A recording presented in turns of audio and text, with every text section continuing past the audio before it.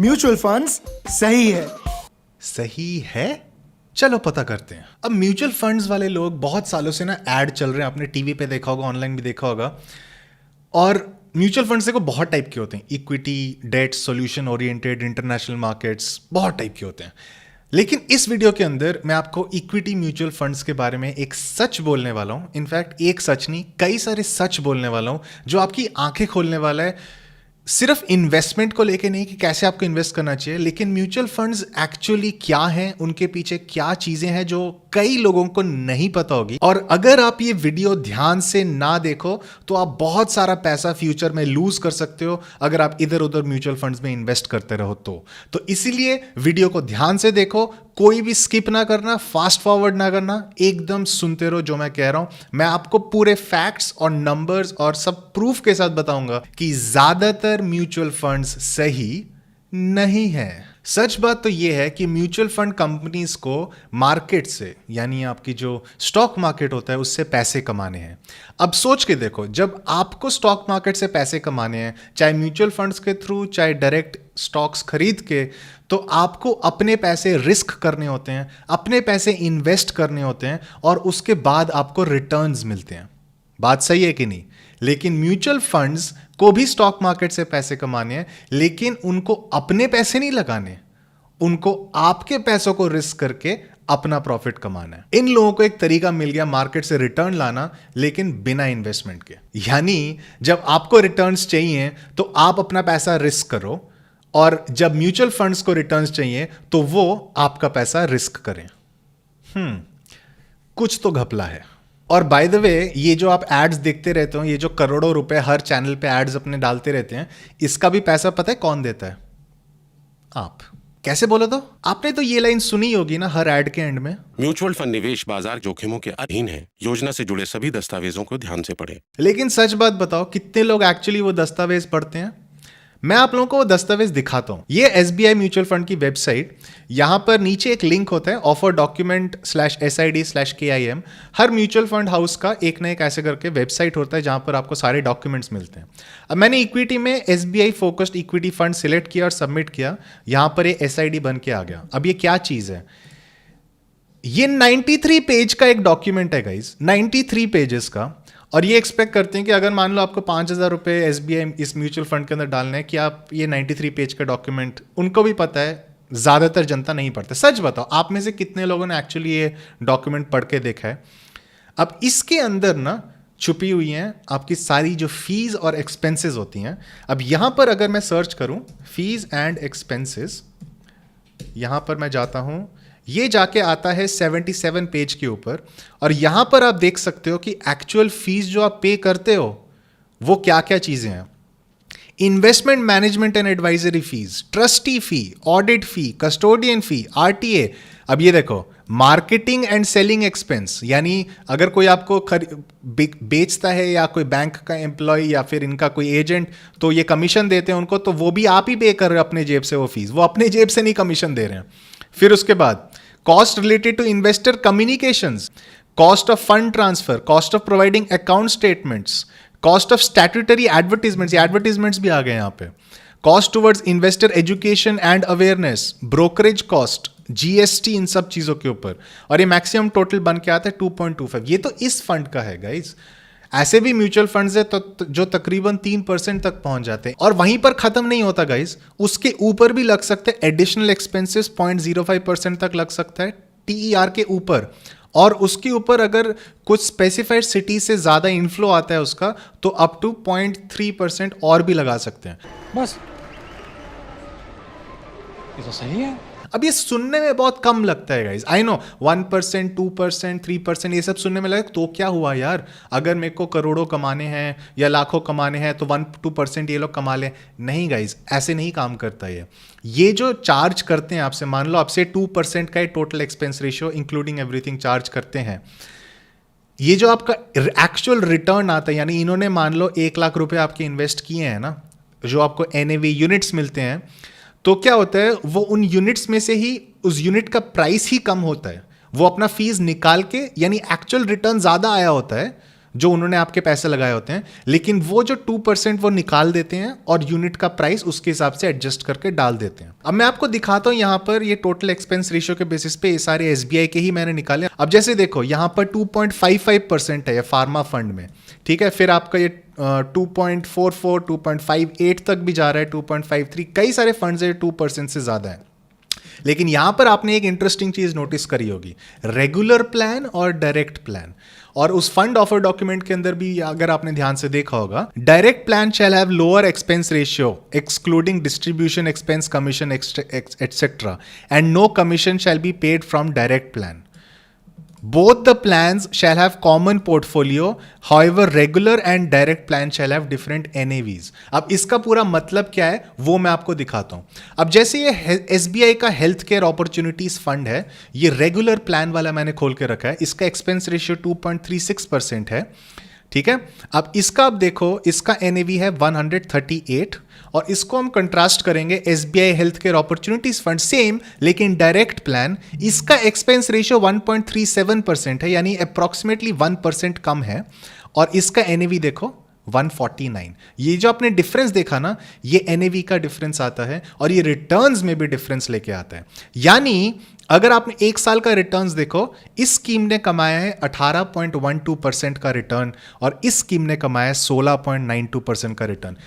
Even though दोनों का same stocks में इन्वेस्टेड है, सेम सब कुछ है, सारा पैसा सेम जगह पे ही जाता है, लेकिन ये डिफरेंस है रिटर्न्स क्या है, क्योंकि इन्होंने एक में चार्ज हो रहा है 2.36, एक में चार्ज हो रहा है 1.37। ये जो 1% के आसपास का जो डिफरेंस है वो म्यूचुअल फंड अपनी जेब में रखता है, प्लस जो 1.37 चार्ज हो रहा है वो तो रख ही रहे। तो टोटल म्यूचुअल फंड बहुत सारा पैसा कमाते हैं। भाई बात तो तेरी सही है। अब आपको लग रहा होगा ये 1-2% तो यार कोई बात नहीं, ठीक है, ये तो यार यही तो मुझे पैसा और रिटर्न्स कमा के दे रहे हैं, तो अच्छी बात है ना, इनको कमाना चाहिए, ठीक है। लेकिन मैं आपको अब बताने वाला हूं कि ये सच काफी ज्यादा डीप जाता है। क्या बेसिकली हो रहा है कि जो आपके एक्चुअल रिटर्न्स अगर मान लो 10% होने थे, ठीक है, अगर म्यूचुअल फंड 2.36, चलो सिंप्लीफाई करते हैं, 2% रिटर्न लेता है, तो आपका जो नेट रिटर्न मिलता है, जो 10% होना चाहिए था, आपको एक्चुअली 8% ही रिटर्न मिलता है। वो आपको लगेगा यार 8% भी तो सही है, कोई बात नहीं।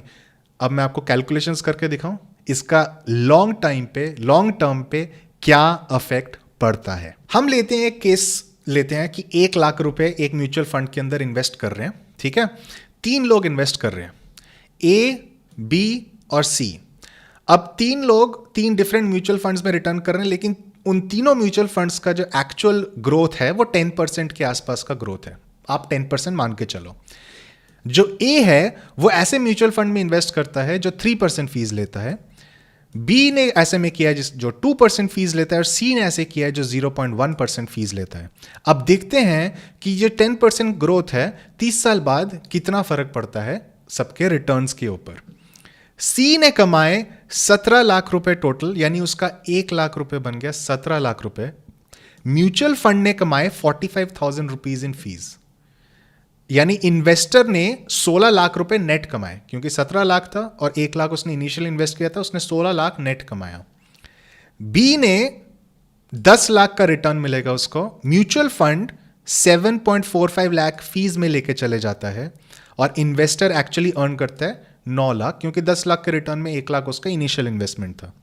और ए का तो एकदम आंखें खोल देगा आपकी, इसका जो नेट रिटर्न बन के आता है, जिसने 3% म्यूचुअल फंड फीस दिया है, 7.6 लाख रुपीस का उसका नेट रिटर्न आता है। म्यूचुअल फंड अर्न करता है 9.85 लाख इन फीस। ये जो 3% फीस है ना, ये बढ़ बढ़ के कंपाउंड हो के आपका 9.85 लाख इन फीस हो जाता है। इन्वेस्टर एक्चुअली कमाता है 6.6 लाख रुपीस, यानी म्यूचुअल फंड ने ज्यादा पैसे कमाए, इन्वेस्टर ने कम पैसे कमाए। ये है म्यूचुअल फंड्स की एक्चुअल सच। और ये आप किसी भी कंपाउंड इंटरेस्ट कैलकुलेटर में ये सिंपली आप डाल सकते हो, 10% ग्रोथ और अगर 7% के हिसाब से ग्रोथ होता है, आपको ये सारे सेम फिगर्स मिल जाएंगे। ये थोड़े बहुत अप्रॉक्सीमेटेड है, यानी 10-20 हज़ार के इधर उधर है, लेकिन ओवरऑल आपको आइडिया लग चुका है कि 3% फीस कितना बड़ा ड्रेन करता है, 2% फीस भी बहुत ज़्यादा ड्रेन करता है। अगर आप 2% वाली फीस पे भी देखें, म्यूचुअल फंड ने कमाए 7.5 लाख के आसपास और इन्वेस्टर ने 9 लाख कमाया, ठीक है। वो छोटी सी अपनी फीस लेते हैं, लेकिन वही कंपाउंड हो के बहुत जो एक्चुअल रिटर्न आना था वो आता नहीं है, वो जो मेजॉरिटी रिटर्न है वो जाके म्यूचुअल फंड के जेब में जाता है। वही तो मैं कह रहा था, म्यूचुअल फंड्स को मार्केट से पैसे कमाने हैं, लेकिन अपने पैसे नहीं लगाने, उन्होंने आपके पैसे लगाने हैं और उनको रिटर्न्स मिलते हैं। सही है। ये है सच म्यूचुअल फंड्स का। कैसा लगा दोस्तों, नीचे मुझको कमेंट में बताओ और लाइक करो। और यहां बात खत्म नहीं होती। अब कई सारे लोगों को क्वेश्चन होगा कि रितो एक बात बताओ, आपने सी का लिखा था 0.1% का उसका सिर्फ म्यूचुअल फंड फीस। अब ऐसे कौन से म्यूचुअल फंड्स है जो इतने कम फीस चार्ज करते हैं, वो भी आपको बताता हूं। लेकिन सबसे पहले नीचे लाइक दबाओ, दबा दिया। तो अभी तक आपको एक चीज तो पता लग गई है कि रेगुलर प्लान तो आप बिल्कुल भी नहीं ले रहे हो। अगर कोई म्यूचुअल फंड ले रहे हो, सीख ये है कि डायरेक्ट प्लान लो, उसका आपका कम म्यूचुअल फंड का एक्सपेंस रेशियो रहेगा। आप उनके जेब क्यों भर रहे हो, फ्री के भाव उनके जेब क्यों भर रहे हो? जितना कम एक्सपेंस रेशियो आपके लिए उतना अच्छा। तो आपका गोल यह है कि रेगुलर प्लान बिल्कुल नहीं। अगर आपके पास हैं ऐसे म्यूचुअल फंड जो रेगुलर प्लान पे है, उनको जल्द से जल्द शिफ्ट करवाओ। अपने जो म्यूचुअल फंड हाउस है उसको फोन करो, उनको बोलो मेरे को रेगुलर से डायरेक्ट पे शिफ्ट करवाओ। ये गुड पॉइंट। अब मैं बात करता हूं 0.1% को लेके। ये देखिए, HDFC index Sensex growth direct plan, इसका टोटल एक्सपेंस रेशियो अगर आप देखो ध्यान से 0.1%। और सिर्फ इसका नहीं, ऐसे बहुत सारे हैं। और ये जो ब्रैकेट है फंड्स का, इसको कहते हैं इंडेक्स फंड्स। अब इन फंड्स का सिंपल गोल है, अब इसका एक्सपेंस रेशियो भी इसलिए कम है क्योंकि इनके पास कोई ऐसे अकाउंट मैनेजर्स या फिर फंड मैनेजर्स जो होते हैं वो नहीं होते जो बैठ के सोच रहे हैं, रिसर्च कर रहे हैं कि किस स्टॉक में इन्वेस्ट करना है, किस में से हटाना है, किस में निकालना है। ये सब चीज़ें नहीं करते। ये जो इंडेक्स फंड्स होते हैं ना, ये सीधा का सीधा इंडेक्स में डालते हैं। यानी जो सेंसेक्स इंडेक्स फंड है, ये सीधा सेंसेक्स के जो स्टॉक्स हैं उसी वेटेज में, उसी में डाल देगा, और सेंसेक्स के जो रिटर्न्स होगा उसी को ट्रैक कर रहा है ये वाला इंडेक्स फंड।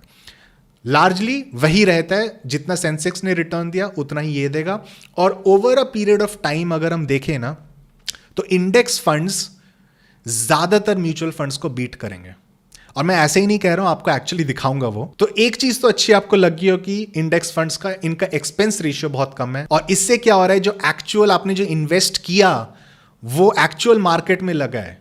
यानी 99.9% वो एक्चुअली यूज हो रहा है आपके ग्रोथ के लिए, और वो म्यूचुअल फंड्स के जेब में बहुत बहुत बहुत कम एक परसेंटेज जाता है। इनफैक्ट अब हम कंपेयर करने वाले हैं जो आपका इंडेक्स फंड होता है वो कैसे कंपेयर करता है बाकी इक्विटी फंड्स के साथ। अब मुझे पता है कि पिछले 2 महीने में स्टॉक मार्केट नीचे काफी गिरा था, करेक्शन हुआ है, तो रिटर्न्स ऑफ कोर्स आपको ओवर अ 3 ईयर पीरियड बहुत कम लगेगा देखने में। लेकिन हम बात कर रहे हैं लॉन्ग टर्म इन्वेस्टमेंट को लेके, जो over a long period of time Nifty index ने बहुत अच्छा और सेंसेक्स इंडेक्स ने बहुत अच्छा ग्रोथ दिया है। बहुत अच्छा, तकरीबन 10% के आसपास का ग्रोथ, 9 से 10% के बीच में ग्रोथ है। अगर आप देखो जब से शुरू हुआ है निफ्टी इंडेक्स और जब से सेंसेक्स शुरू, उसमें तो और भी ग्रोथ है। तो अब हम देखने वाले, कंपेयर करने वाले निफ्टी इंडेक्स फंड्स या सेंसेक्स इंडेक्स फंड का देखते हैं, क्योंकि वो काफ़ी क्लोज है। यहाँ पे 2.4% है, ये 2.3% या 2.1%, ये सारे इंडेक्स फंड्स को ही ट्रैक कर रहे हैं। ये काफ़ी हद तक सिमिलर रहता है 3 इयर्स में। अभी क्योंकि मार्केट गिरा है ऑफ कोर्स, जैसे Tata index Sensex regular growth, इसका भी एक्सपेंस रेशियो 0.1% ही है। इसका 3 ईयर फंड आपका 2.4% का ग्रोथ दिया है। ये आपकी लिस्ट इक्विटी फंड्स की आ चुकी है। अब मैं यहाँ पर कुवेरा पे हूँ जहाँ पर आप डायरेक्ट इन्वेस्टमेंट्स कर सकते हैं। मैं कुवेरा को बेच नहीं रहा हूँ, ये बस एक प्लेटफॉर्म है जहाँ पर आप डायरेक्टली इन्वेस्ट कर सकते हो इन म्यूचुअल फंड्स। कुवेरा के जैसे आपकी ग्रो ऐप भी है, आप जीरोधा कॉइन भी यूज कर सकते हो। काफ़ी सारे आजकल खुल चुके हैं जहाँ पर आप डायरेक्ट म्यूचुअल फंड्स में इन्वेस्ट कर सकते हो। ये यूएस वालों को कंसिडर नहीं करते हम, ठीक है। हमने सॉर्ट किया है बाय 3 ईयर आपका रिटर्न्स, क्योंकि हम इंडियन मार्केट को इंडियन मार्केट से ही कंपेयर करेंगे। अब जैसे कुछ जो सेक्टोरल म्यूचुअल फंड्स हैं, उन्होंने अभी के लिए ग्रोथ बेटर दिया है। अब वो ऊपर नीचे होता रहता है करेंटली, क्योंकि इंडेक्स कम है तो ऑब्वियसली कुछ सेक्टर्स बड़े हैं, कुछ सेक्टर ज़्यादा गिरे हैं, तो ऐसे करके होता ही है। लेकिन अगर आप देखो ये 3 ईयर रिटर्न्स अगर आप ट्रैक करते रहो, हम अभी 7% पे आ गए। अब देख लेना कितना मैं स्क्रॉल कर रहा हूँ, तकरीबन 20-25 ऐसे फंड्स होंगे जिन्होंने वही 2.4% से ज़्यादा का ग्रोथ दिया है, ठीक है। ज़्यादा से ज़्यादा 25-30 ऐसे फंड्स हैं पूरे इंडिया के अंदर जिन्होंने 2.4% से ज़्यादा का ग्रोथ, यानी इंडेक्स फंड से ज़्यादा का ग्रोथ दिया है पिछले 3 साल के अंदर। और बाकी अब हम देखते हैं, अब ये जितने भी फंड्स आपको दिख रहे हैं ना, इसने सेंसेक्स से कम रिटर्न दिया है, सेंसेक्स वाले इंडेक्स फंड से। देखते रहो, मैं स्क्रॉल करता रहता हूँ, कर रहा हूँ मैं। सही है ना? सही है, सही है। सही है, सही है। चल मतलब अगर आप ओवरऑल देखो यार, ये लिस्ट नहीं खत्म हो रही है, 90 to 95%, इनफैक्ट मैं कह सकता हूं 95% जो म्यूचुअल फंड्स होते हैं उससे भी ज्यादा वो सेंसेक्स को नहीं बीट कर पाए हैं। और अगर वही निफ्टी का भी कल यही हाल था, 2.5% अप था। यूटीआई निफ्टी इंडेक्स फंड जो था उसका भी कल एटलीस्ट 2.5% 3 ईयर का उसका ग्रोथ था, नहीं बीट कर पाए। 95% जो आपके फंड्स हैं वो निफ्टी या फिर सेंसेक्स को नहीं बीट कर पाए हैं। तो आप उन पे सट्टा क्यों लगाओगे, आप उन पे इन्वेस्ट क्यों करोगे, सिर्फ म्यूचुअल फंड्स के जेब भरने के लिए? ये जो इंडेक्स फंड्स होते हैं, एक तो आपका एक्सपेंस रेशियो इतना कम, यानी आप म्यूचुअल फंड्स के जेब में बहुत कम पैसे डाल रहे हो, प्लस ये जो सेंसेक्स और निफ्टी वाली इंडाइसेस है ये पूरे मार्केट को डिटरमिन करती है और ये पूरे इंडिया की ग्रोथ स्टोरी है, बताती है ये इंडाइसेस। आप इनमें इन्वेस्ट कर रहे हो जब आप एक इंडेक्स फंड में इन्वेस्ट करते हो। तो वही बात है ना, आप इधर जाते हो कहीं बैंक पे, कोई एडवाइजर ने आपको बोल दिया सर इसमें डालो, इसका ना 2 साल में इतना रिटर्न था, 4 साल में इतना रिटर्न था। आपने कितने सारे पिच सुने होंगे, कितने सारे लोगों से आपको बोलते रहते हैं इसमें इन्वेस्ट करो, उसमें इन्वेस्ट करो। मैं आपको सिंपल एक बात बता रहा हूं, अगर आपको म्यूचुअल फंड्स में इन्वेस्ट करना ही है, सेफेस्ट ऑप्शन इक्विटी मार्केट्स के अंदर, एटलीस्ट म्यूचुअल फंड्स में, इससे अच्छा नहीं है कोई म्यूचुअल फंड्स। अब एसेट एलोकेशन, डेट, इक्विटी, मैं इन सब चीज़ों की कैसे आपको अपना पोर्टफोलियो बनाना चाहिए वो आगे किसी वीडियो के अंदर बताऊंगा। लेकिन अगर आपकी आंखें खुली इन नंबर्स को देख के और आपको अगर रियलाइज हुआ है कि म्यूचुअल फंड्स वाली इंडस्ट्री का एक्चुअली सच क्या है, तो हम नीचे लाइक बताओ और कॉमेंट में बताओ कि आपने जो म्यूचुअल फंड में इन्वेस्ट किया है, मनी कंट्रोल खोल दो, उस म्यूचुअल फंड का नाम सर्च करो, अगर वो रेगुलर है तो रेगुलर पे जाओ, डायरेक्ट है तो डायरेक्ट पे जाओ और देखो उसका एक्सपेंस रेशियो क्या है, और देखो कि आप एक्चुअली म्यूचुअल फंड्स की जेब में कितना पैसा भर रहे हो, उसको जल्दी से जल्दी करेक्ट करो। और अगर आप कर सकते हो तो एक इंडेक्स फंड के अंदर पैसे लगाओ रादर देन म्यूचुअल फंड के अंदर। अब देखो, मैं इन्वेस्टमेंट एडवाइजर नहीं हूं, मैं आपको बस एडवाइस दे सकता हूं। मैं एक रिटेल इन्वेस्टर हूं, तो मेरी बातों को सिर्फ आप फैक्ट्स जानने के लिए और नॉलेज जानने के लिए यूज करिए। इन्वेस्टमेंट आप अपने तरीके से कीजिए जैसे आपको करना है। तो कंक्लूड करते हैं, ज्यादातर म्यूचुअल फंड्स सही नहीं है।